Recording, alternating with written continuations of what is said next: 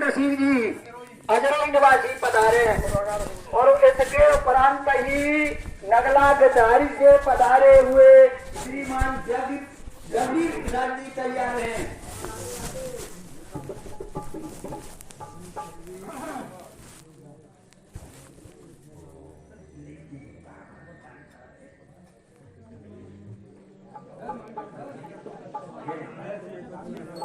आज सत्संग सभा के अध्यक्ष महोदय, कुशल विदेशी संचालक जी और दूर दराज से आए सभी सज्जनगण, भक्तगण, माताएं, बहनें, सभी को मैं हाथ जोड़कर प्रणाम करता हूं। जो कुछ भी गलतियां हो जाए उन्हें क्षमा करें।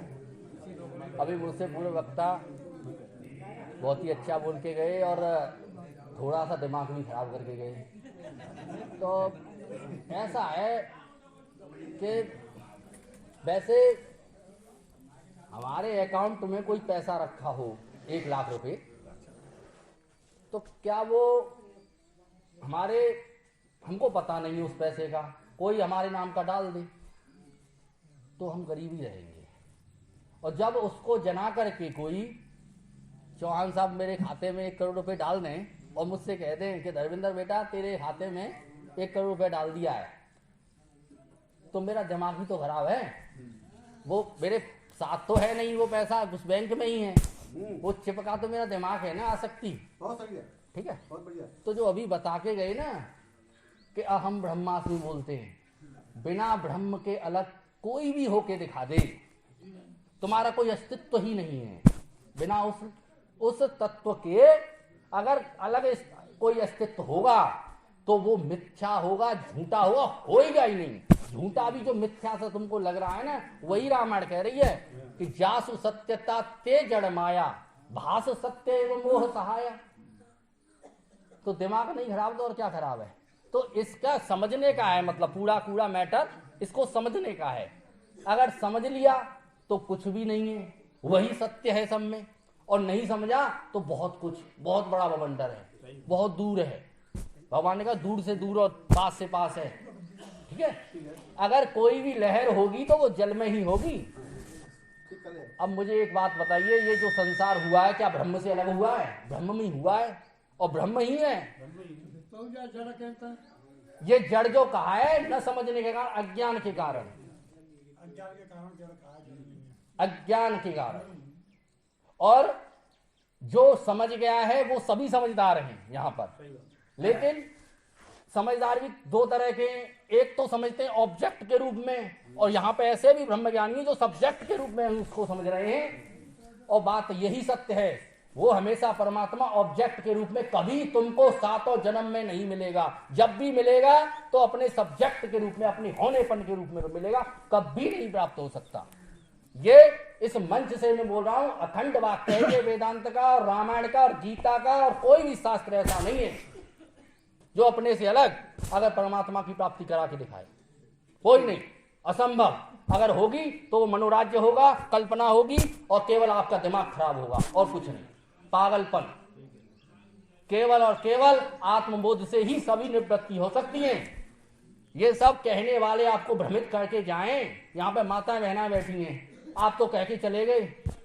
क्या आपका ये भी दिमाग नहीं है कि श्रुति क्या बोलती है, वेदांत क्या कहता है? उदाहरण देके बताइए, सिद्ध करके दिखाइए। परमात्मा कोई दूसरा है तो दिखा के दिखाइए उनको, या नहीं बोलिए मत, आपका दिमाग खराब है। अगर पहले तो अपने दिमाग को देखिए। हम तो यहाँ पर जो भी वेदांती यहाँ पे बोलते हैं वो सिद्ध करते हैं। लहर जल से अलग है क्या? जल ही है, लेकिन वो न जाने तो लहर है, और जान जाए तो पानी से अलग है क्या? पानी है।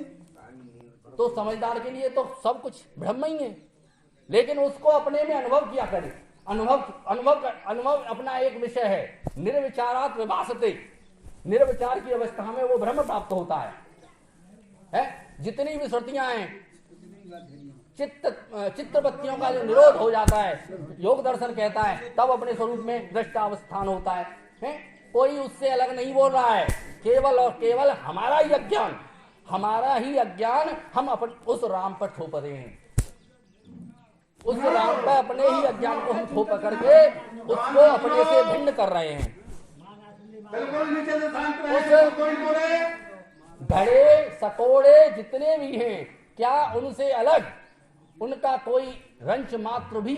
मिट्टी अलग है, बताइए कितनी मिट्टी है घड़े में? 100% मिट्टी ही मिट्टी है, कोई अस्तित्व ही नहीं है घड़े का। तो समझने के बाद है क्या?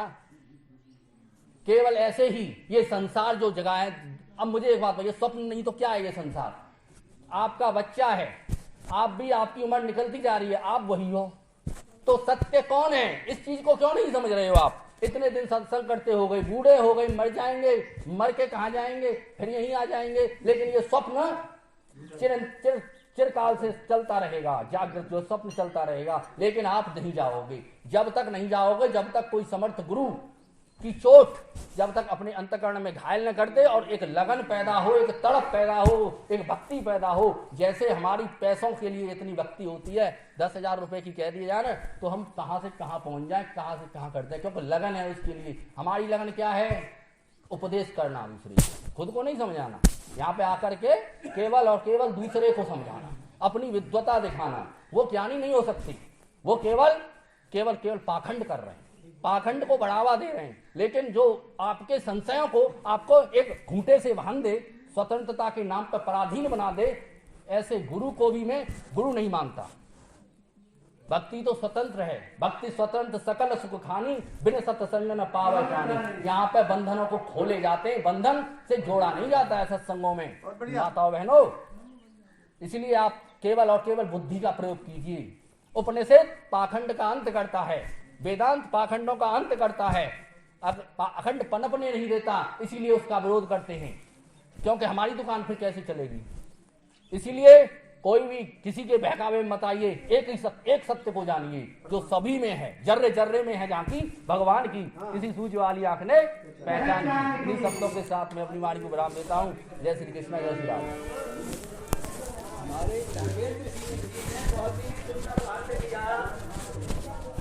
बोलो पधारे हुए जगदीश पधारे, और उसके उपरांत ही पवन कुमार व्यास जी तैयार है तो चिगड़ वाले, और बाके बिहारी हमें देना सहारा, के न जाए दामन तुम्हारा।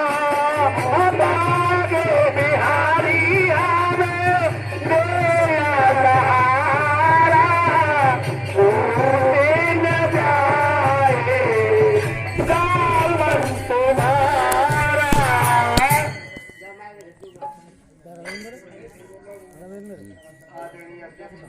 मर्यादा उल्लंघन